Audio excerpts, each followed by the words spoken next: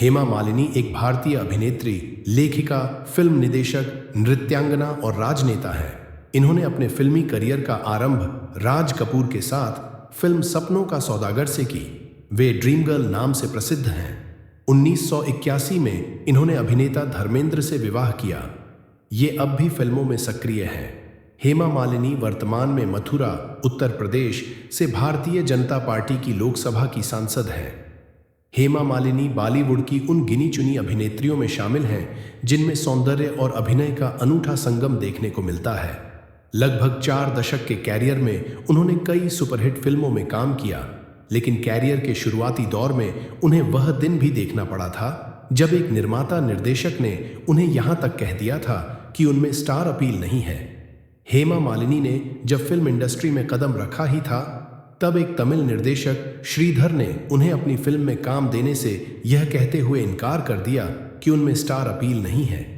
बाद में 70 के दशक में इसी निर्माता निर्देशक ने उनकी लोकप्रियता को भुनाने के लिए उन्हें लेकर 1973 में गहरी चाल फिल्म का निर्माण किया। हेमा मालिनी फिल्म इंडस्ट्री में जगह बनाने के लिए 1968 तक संघर्ष करती रहीं, लेकिन उन्हें काम नहीं मिला। वह साल उनके सिने कैरियर का सुनहरा वर्ष साबित हुआ जब उन्हें सुप्रसिद्ध निर्माता निर्देशक और अभिनेता राज कपूर की फिल्म सपनों का सौदागर में पहली बार नायिका के रूप में काम करने का मौका मिला। फिल्म के प्रचार के दौरान हेमा मालिनी को ड्रीम गर्ल के रूप में प्रचारित किया गया। बदकिस्मती से फिल्म टिकट खिड़की पर असफल साबित हुई, लेकिन अभिनेत्री के रूप में हेमा मालिनी को दर्शकों ने पसंद कर लिया। जया चक्रवर्ती फिल्म निर्माता थीं। घर में फिल्मी माहौल होने से हेमा मालिनी का झुकाव भी फिल्मों की ओर हो गया। उन्होंने अपनी प्रारंभिक शिक्षा चेन्नई से पूरी की। वर्ष 1961 में हेमा मालिनी को एक लघु नाटक पांडव वनवासम में बतौर नर्तकी काम करने का अवसर मिला। हेमा मालिनी को पहली सफलता वर्ष 1970 में प्रदर्शित फिल्म जॉनी मेरा नाम से हासिल हुई। इसमें उनके साथ अभिनेता देवानंद मुख्य भूमिका में थे। फिल्म में हेमा और देवानंद की जोड़ी को दर्शकों ने सिर आंखों पर लिया और फिल्म सुपरहिट रही। हेमा मालिनी को प्रारंभिक सफलता दिलाने में निर्माता डॉक्टर निर्देशक रमेश सिप्पी की फिल्मों का बड़ा योगदान रहा। उन्हें पहला बड़ा ब्रेक उनकी ही फिल्म अंदाज 1971 से मिला। इसे महज संयोग कहा जाएगा कि निर्देशक के रूप में रमेश सिप्पी की यह पहली फिल्म थी। इस फिल्म में हेमा मालिनी ने राजेश खन्ना की प्रेयसी की भूमिका निभाई, जो उनकी मौत के बाद नितांत अकेली हो जाती है। अपने इस किरदार को हेमा मालिनी ने इतनी संजीदगी की कि दर्शक उस भूमिका को आज भी भूल नहीं पाए हैं। वर्ष 1972 में हेमा मालिनी को रमेश सिप्पी की ही फिल्म सीता और गीता में काम करने का अवसर मिला, जो उनके सिने कैरियर के लिए मील का पत्थर साबित हुई। इस फिल्म की सफलता के बाद वह शोहरत की बुलंदियों पर जा पहुंची।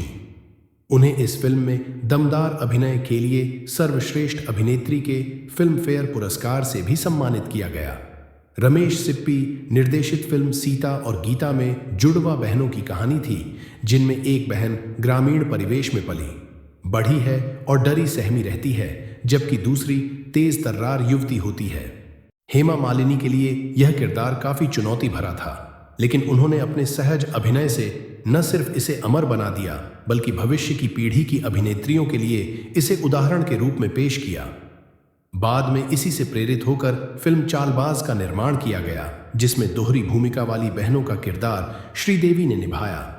हेमा मालिनी सीता और गीता से फिल्म इंडस्ट्री में शोहरत की बुलंदियों पर पहुंची, लेकिन दिलचस्प बात यह है कि फिल्म के निर्माण के समय निर्देशक रमेश सिप्पी नायिका की भूमिका के लिए मुमताज का चयन करना चाहते थे, लेकिन किसी कारण से वह यह फिल्म नहीं कर सकी। बाद में हेमा मालिनी को इस फिल्म में काम करने का अवसर मिला। पर्दे पर हेमा मालिनी की जोड़ी धर्मेंद्र के साथ खूब जमी। यह फिल्मी जोड़ी सबसे पहले फिल्म शराफत से चर्चा में आई।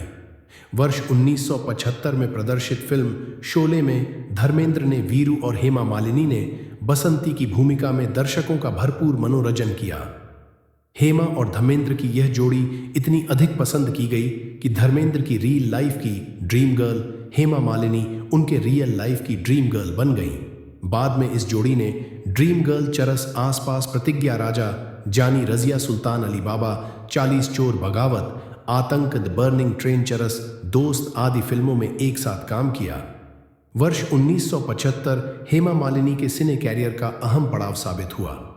उस वर्ष उनकी सन्यासी धर्मात्मा, खुशबू और प्रतिज्ञा जैसी सुपरहिट फिल्में प्रदर्शित हुईं।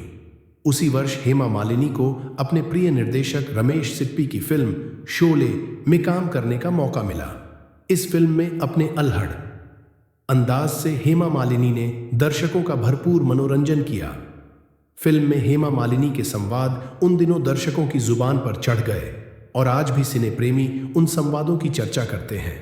70 के दशक में हेमा मालिनी पर आरोप लगने लगे कि वह केवल ग्लैमर वाले किरदार ही निभा सकती है, लेकिन उन्होंने खुशबू 1975, किनारा 1977 और मीरा 1979 जैसी फिल्मों में संजीदा किरदार निभाकर अपने आलोचकों का मुंह हमेशा के लिए बंद कर दिया।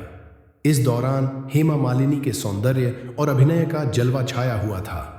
इसी को देखते हुए निर्माता प्रमोद चक्रवर्ती ने उन्हें लेकर फिल्म ड्रीम गर्ल का निर्माण तक कर दिया। वर्ष 1990 में हेमा मालिनी ने छोटे पर्दे की ओर भी रुख किया और धारावाहिक नुपुर का निर्देशन भी किया।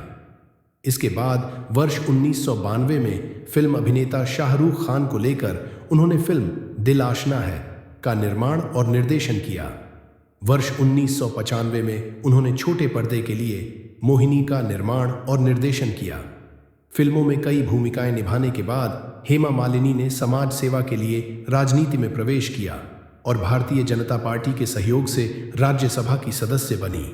हेमा मालिनी को फिल्मों में उल्लेखनीय योगदान के लिए 1999 में फिल्म फेयर का लाइफ टाइम एचीश्री सम्मान से भी सम्मानित की गईं।